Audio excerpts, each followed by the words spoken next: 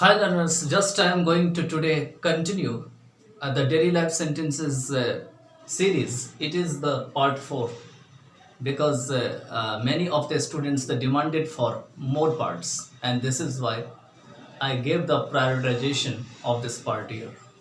Okay, so let's start without wasting the time. तो आज भी हमारे पास जो sentences है बहुत ही daily life में होने वाले sentences हैं. पहला है ज्यादा भाव मत खा. तो इसका क्या होना चाहिए? इसका हो जाएगा don't, DON apostrophe T, don't act, ACT act, so SO so, और PRICEY pricey, don't act so pricey. इससे आप बहुत सारा बना सकते हो. जैसे वह बहुत भाव खाता है, he acts so pricey. हम बहुत भाव खाते हैं, we act so pricey. तो इस तरह से हम बना सकते हैं. अगर आपके पास टेंस की नॉलेज है, you know grammatical skills, you have the words power, you can also create such sentences. तो आप भी खुद बना सकते हैं. चलिए आगे चलते हैं. बद अच्छा बदनाम बुरा. इसके होंगे a bad man, ABAD bad, MAN man, is better, BETTER better, than THAN then, a bad, BAD bad, NAME name. तो क्या हो जाएंगे इसके हो जाएंगे a bad man is better than a bad name, means बद अच्छा बदनाम बुरा. इसके बाद नेक्स्ट है कुछ लोगों को एक बार में समझ में नहीं आता. तो इसके हो जाएंगे somebody.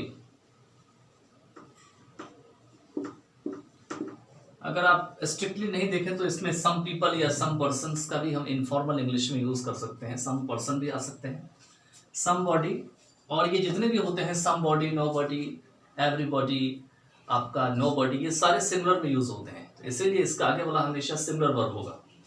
somebody doesn't सिमिलर है, do not होता तो प्लूरल होता. तो somebody doesn't understand, UNDERSTAND, understand. एक बार का हो जाएंगे at once, at ONCE once. somebody doesn't understand at once. इसके बाद नेक्स्ट है वो है मैं उब गया हूं. इसके हो जाएंगे I am BORED bored. Next है जो हो गया सो हो गया. इसके हो जाएंगे let bygones, BYGONES, let bygones, let BYGONES bygones be bygones, BYGONES.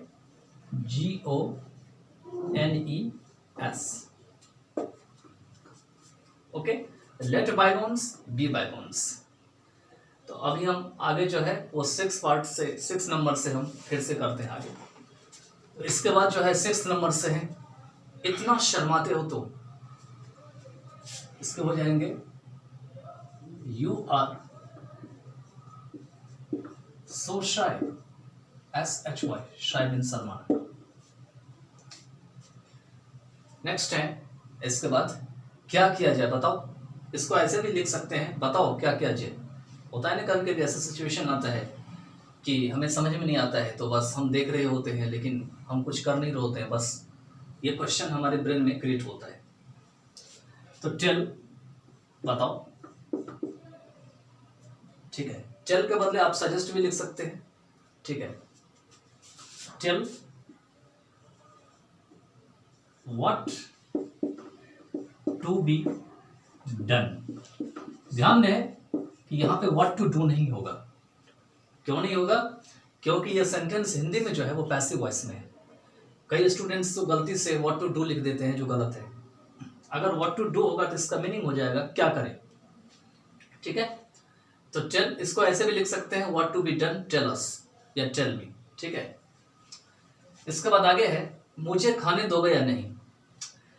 इसको क्वेश्चन टैग से बनाना है और इसको लिखना है will you, WILL will you let me eat, comma लग जाएंगे, want you।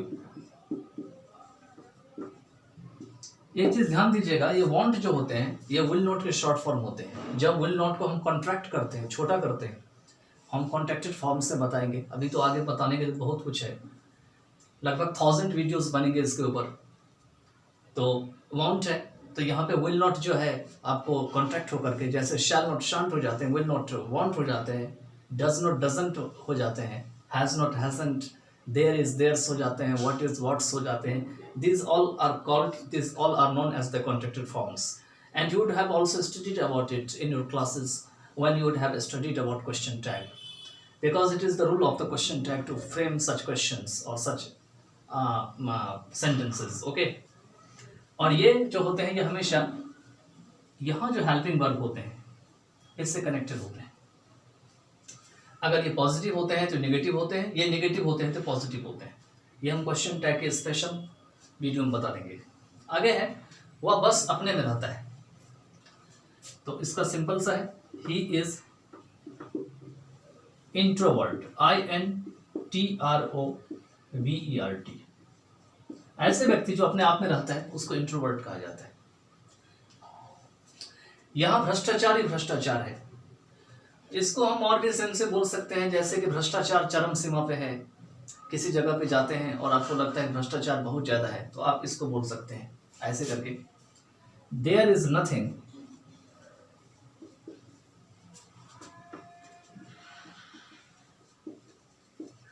But, there is nothing NOTHING nothing but corruption, CORRUPTION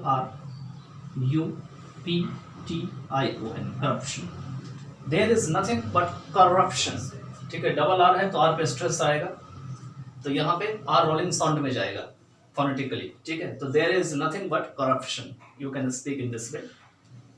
और ये सेंटेंस को हम और भी तरीके से इनफॉर्मल इंग्लिश में बोल सकते हैं। For example the corruption is at its on peak, okay. तो चलिए इसके साथ ये हमारा सीरीज एंड हो गया।